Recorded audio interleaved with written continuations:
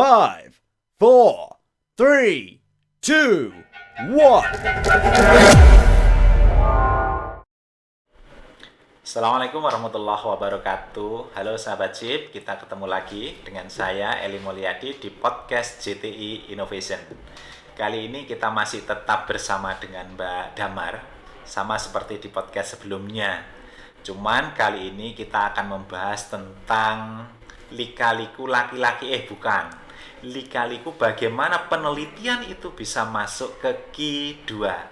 Nah, sebagai informasi bahwa Mbak Damar ini S2-nya di Kyungpook National University Korea. Jadi di Korea. Nah, maka ini hal yang luar biasa, pencapaian yang luar biasa sampai dengan masuk di jurnal Q2. Nah, Mbak Damar kemarin podcast sebelumnya kita sudah sedikit bahas tentang penelitian berbasis lab. Sehingga Mbak Damar tadi menyampaikan bahwa penelitian masuk ke jurnal Q2. Menurut teman-teman ini di lingkungan kita lah gitu, masuk Q2 jurnal ke Q2 Scopus, Q1, Q3, Q4 itu sulit gitu ya. Mungkin bisa diceritakan ya, mungkin hubungannya dengan berbasis lab, hubungannya dengan profesornya yang notabene selalu mentoring gitu ya untuk memudahkan. Apa bedanya? Kenapa di sini sulit? Kenapa di sana kok kelihatannya sih kalau saya ya sulit aja, kelihatannya lebih mudah. Monggo Mbak Damar, ini setidaknya nanti kepada sahabat-sahabat SIP yang melakukan penelitian agar bisa masuk ke Q4, Q3, Q2, Q1 gitu ya. Setidaknya bisa membantu lah gitu. Oke, silahkan Mbak Damar. Ini saya cerita pengalaman saya aja ya Pak ya. Siap. Jadi ketika di lab ini karena memang dari prof sendiri targetnya memang tinggi Pak. Jadi paling tidak semua mahasiswa yang ada di lab itu mempunyai jurnal yang Scopus dan minimal Q2 gitu. Nah dari situ karena kita biasanya masih awal masuk, kita masih belum tahu. Jadi base kita ketika penelitian itu apa. Jadi dengan profesor itu kita lebih di mentoring seperti membaca banyak jurnal, bermacam-macam jurnal. Sehingga nantinya kita bisa tahu interesting kita ketika penelitian itu ada di bagian apa.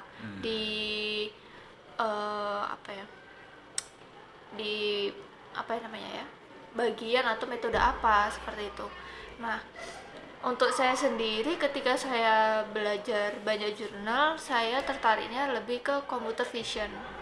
Gitu. Computer vision. Iya. Nah, karena saya memang major di S2 ini AI, jadi computer visionnya juga berbasisnya AI. Mulai dari machine learning, deep learning seperti itu, Pak. Dari sana prof ini juga mentoringnya seperti belajar dulu deep learning itu apa, machine learning itu apa, AI itu seperti apa, lalu membaca banyak jurnal. Dan yang lebih difokuskan dengan profesor itu jurnal dari website yang terkenal seperti IEEE, terus ada MDPI ya, seperti itu. Lalu kita dituntut untuk tahu metode-metode terbaru apa yang sedang tren saat ini, seperti itu. Nah setelah itu kita harus mempelajari dari prof. Jadi pelajari bagaimana metode ini berjalan, bagaimana pembuatannya dan lain sebagainya. Lalu kita bisa menempatkan interest kita mau bikin penelitian seperti apa, dan itu nanti dimasukkan dengan metode-metode terbaru seperti itu Pak. Nah, clue-nya adalah yang pertama mentor, itu sangat penting karena beliaunya yang akan bisa mengarahkan sesuai dengan minat kita, begitu ya. Karena tadi clue-nya adalah harus baca banyak jurnal sehingga kita menemukan apa yang ada dalam hati kita yang seret gitu ya. Yang kedua, dengan membaca tadi maka kita akan paham, setidaknya tahulah novelty-nya seperti apa, keterbaruan yang akan diciptakan seperti apa, terus impact yang bisa dihasilkan yang akan berpengaruh kepada masyarakat apa, gitu ya. Iya, benar. Nah, uniknya di situ adalah bahwa kita diminta selalu ada di lab ya. Iya. Tujuannya untuk apa sebetulnya profesor meminta kita untuk selalu berada di lab? Sebenarnya tujuannya biar apa ya, agar mahasiswa atau anggota lab sendiri ini lebih terbiasa untuk bekerja di lab gitu Pak. Jadi untuk lingkungan lab sendiri, kita setiap masing-masing anak diberikan satu komputer PC dan juga sudah ada server di masing-masing komputer. Jadi lebih memudahkan. Ya, Ya, ya. itu. Fasilitas dipenuhi, makan minum juga gitu Iya, ya. ada.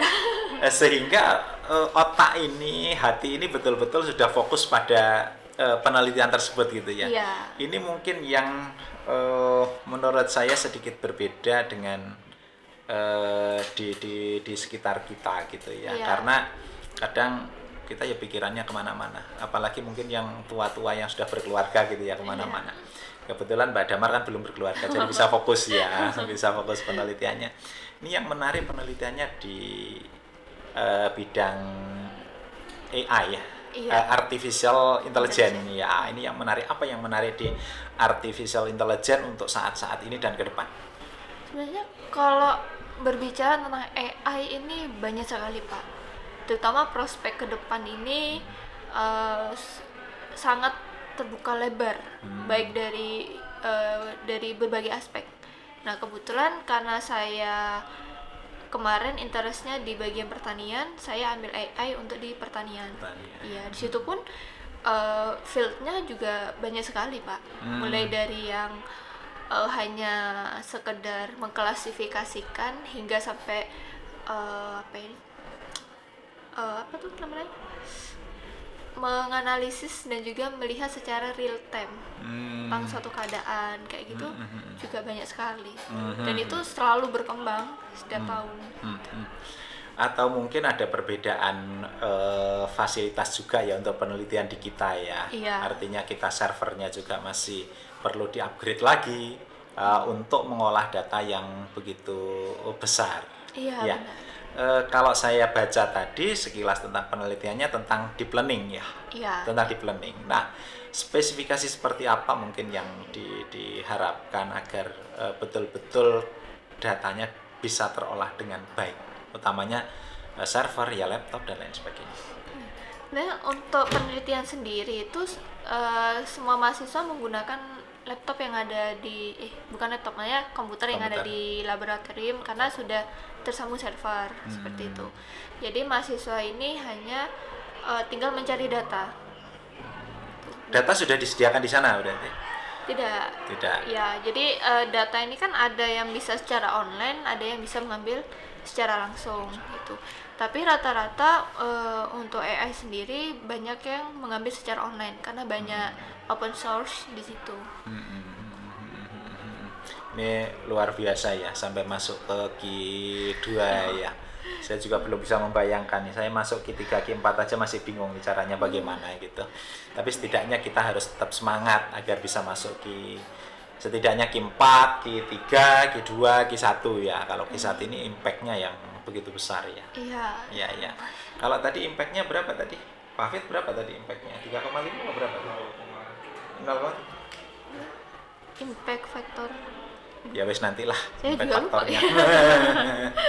Nah ini, tapi dengan Q2 itu saya pikir sudah luar biasa ya. Semoga nanti Mbak Damar bisa bergabung menjadi tim dosen di Politeknik gitu ya, di JTI utamanya, sehingga bisa memberikan motivasi, bisa memberikan keterbaruan buat teman-teman, buat saya juga, supaya saya juga bisa menulis ya, setidaknya masuk Kiki lah pokoknya ya. Bukan QQ. Pokoknya masuk Scopus yang memang berkualitas, Q3, Q4, Q2, Q1 lah, setidaknya begitu ya. Oke Mbak Damar, terima kasih banyak diskusi kita hari ini, semoga membawa manfaat buat teman-teman sekalian gitu ya.